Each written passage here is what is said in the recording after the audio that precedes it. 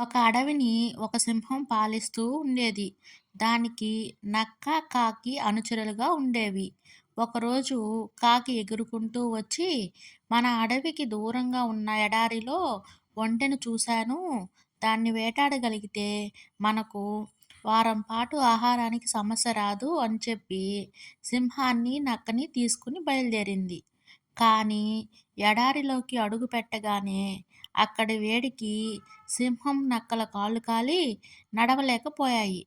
దాంతో కాకి ఒంటె దగ్గరికి వెళ్ళి, మిత్రమా, నువ్వు మా రాజు సింహాన్ని, మంత్రి నక్కని అడవిలో దించగలవా అని అడిగింది. ఒప్పుకున్న ఒంటె సింహాన్ని, నక్కని మోసుకుంటూ వాళ్ళ స్థావరానికి తెచ్చింది.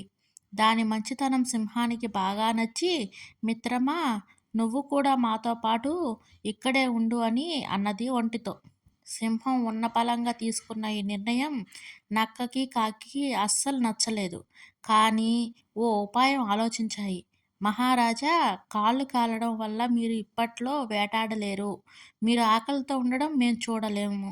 కాబట్టి మమ్మల్ని తినండి అని అన్నాయి.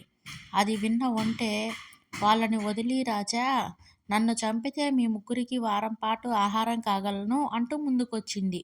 నక్క, కాకి ఆ మాట కోసమే ఇలా నాటకం ఆడాయని సింహానికి అర్థమైపోయింది. దాంతో సరే, ఒక్కొక్కరు వరుసగా రండి, ముందు చిన్న జీవితో మొదలు పెడతాను, కాకి నువ్వురా ముందు అని అంది.